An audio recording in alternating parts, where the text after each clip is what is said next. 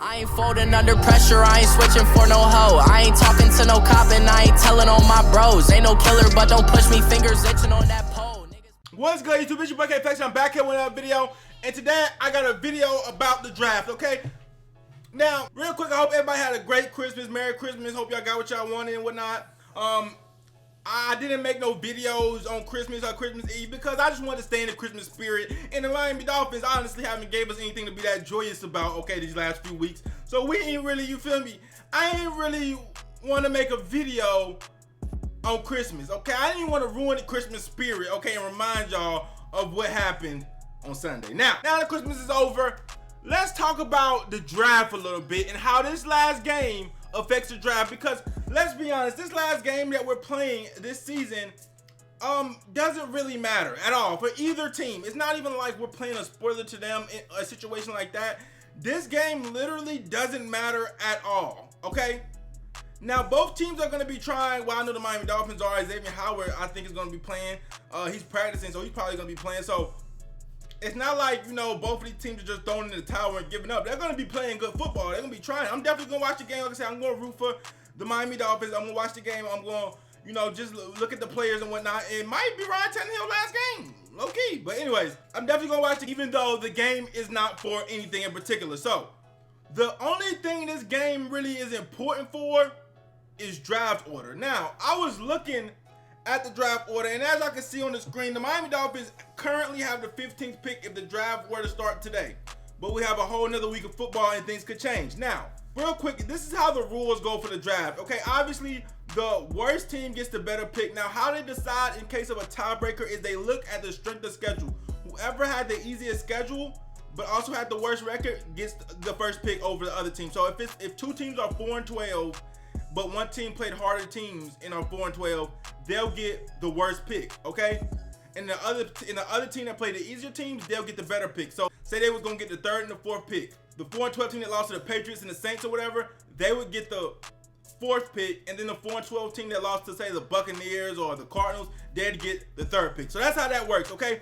Now, lucky for us, Miami Dolphins have one of the worst strength of schedules in the league, which is good in this scenario because we win a lot of these tiebreakers. If we finish with like an 8-8 record, we'll get the first pick out of all the 8-8 teams. If we finish with a 7-9 record, we'll get the first pick out of the 7-9 teams because our strength of schedule is not great at all. It's actually worse than every team that's within a game of ours. We have the worst strength of schedule according to playoffstatus.com, which is the only site that I could really find the strength of schedule on. So after a little bit of research, I came down to the conclusion that right now we're at 15th, right? You have to ask yourself this question.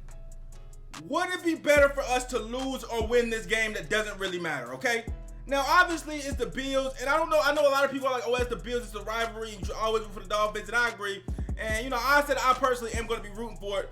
But if we lose, I'm not going to totally be upset, okay? Because if we win this game, the max spot that our draft pick could go up to is 17th. We can't pass the Eagles. So if we win this game and say the Cleveland and Washington both lose, we will go up to the 17th pick. That's the max pick we'll go. That's the worst pick we could get in the draft right now, okay? As of right now. If we lose this game, then the best pick we could get is 12th, okay? So right now, the Miami Dolphins will be picking between about 12 and 17 in this next coming draft. Now, I can't really explain to you which one it's going to be. I don't know yet. It just depends on what the other teams do. But it's going to be between 12 and 17. Right now, it's at 15. If the Dolphins lose, it's going to be from 14 to 12. If the Dolphins win, it's going to be from 15 to 17. Okay? So it's just really how much do you value those picks right there? Those 5 picks, the 12 to 15, how much do you value being on the lower half versus being on the more upper half, okay? And honestly, it's going to be talent both ways. Even if we win this game, it's going to be talent. It's going to be the same talent. It probably will be the same talent that it'll be at 13, at damn 15 or 16. You know what I'm saying? It's about who you pick at the end of the day. There's going to be talent there regardless. So it's not like, see, if this was a situation where we lose this game, we get a top 5 pick versus we win this game and we get like an 8th pick, then you might hear Flex say, oh, we gotta lose. But in this situation, whether or not we get the 13th or the 14th pick versus the 15th or the 16th pick, I mean, to be honest with you, it just depends on what position you want us to draft. If you want us to draft a quarterback, well, a quarterback's not going to be there regardless. Whether we lose or win, one of the top prospect quarterbacks is not going to be there, especially with Justin Herbert now announcing that he's not entering the draft. There's only two top tier quarterbacks that people are saying, and those are that's Will Grier and that's Hoskins. Okay, those are the two. Not Will Grier. What am I talking about? Drew Lock and Hoskins. I see it's a little bit people saying Will Grier, but Drew Lock and Hoskins. Those two guys are going to be gone before the 12th pick. Even if we lose this game, they would have been gone. If you look at it in NFL for the last like 20 years, I was looking at the draft picks for like the last 20 years. You're not going to see a lot of quarterbacks go after 13. After 13, from 13 to 20, you're not going to see a lot of quarterbacks in that area because most people are going to trade up to get their quarterbacks, or they're going to get their quarterbacks late in the round.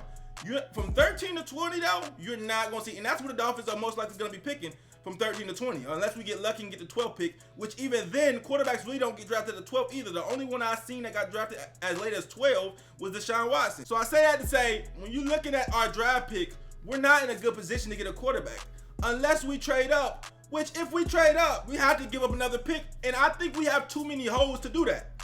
Like the Jags, okay, the Jags are a good team, okay? They suck, but they're a good team. How, Sway? They just need a quarterback and some receivers. Now, if the Jags trade away a pick to get a quarterback, to move up and get the quarterback they want, nobody will say nothing bad about the Jags. Okay, if they try to move up from 9th to go up to top 5 to get the quarterback they want, then it'll be decent for them because they don't have a lot of holes like we do. In the position that we're in, with all the holes we got, we can't really afford to be trading away other picks to get a quarterback when we have no no right guard, we have no center, we need another defensive tackle, we need another cornerback number 2. So, you know, if we're in a position, guys, we won too much games to really even draft a quarterback in the first round, to be quite honest with you. So we're going to have to look for a quarterback maybe in the later picks, the 3rd round, maybe the 4th round, if you are a quarterback, if you want a quarterback guy.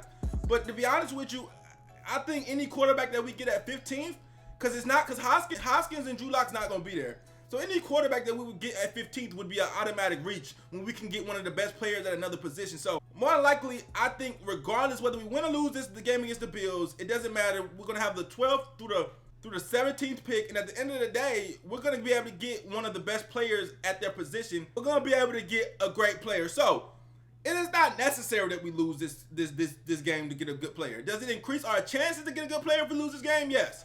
But it's not necessary, okay? Like I said, talent is going to be on the board. It's about picking the good talent. Now, with that being said, do you guys want us to lose this game?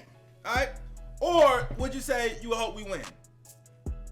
I personally hope we win, but I wouldn't mind if we lost. Put it that way. Like, I don't need no validation. Like I know people want us to win and say, oh, because we're better than the Bills. Oh, Bills fans gonna talk shit. I don't need that validation. I already know we're better than the Bills.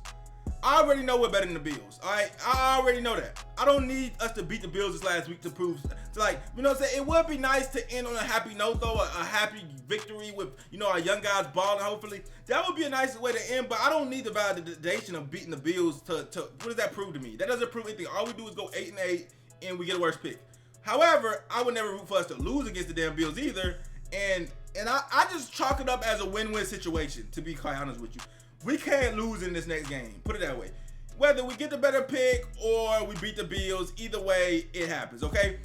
Now, the only way I would actually seriously root for us to lose is if we was like in that top 8 or 9 right there, and if we lost, we got a top 5 pick to really get a game-changing quarterback or something, then, I might hope we lost. But the fact that even if we lose, we can only go up to 12, and that's very rare that we go up. To go up to 12, we would have to lose and then hope Green Bay, Bengals, Denver all win. You know what I'm saying? So that's just very, very unlikely to go up to 12 in the first place. But the fact that we can only go up to 12, and even at 12, you're not going to be able to get no game-changing quarterback. It's like, or probably not even a game-changing edge rusher. It's probably like, whatever. Anyways, guys, get in the conversation. Let me know what you guys think about this game, how it's going to affect our draft position. Also, let me know who you guys are looking forward to us or wanting us to draft. I probably won't make a lot of draft videos from now until after free agency because I don't know what the holes are going to be after free agency. But Let me know in the comment section, because I'm starting to look at little rookies and stuff. I'm trying to see people and everything. Let me know who's you guys' favorite rookies in the draft so I can go look them up. Anyway, that's gonna wrap the video. Like, comment, subscribe. What is up, kind of ways? Your boy K Flexin'.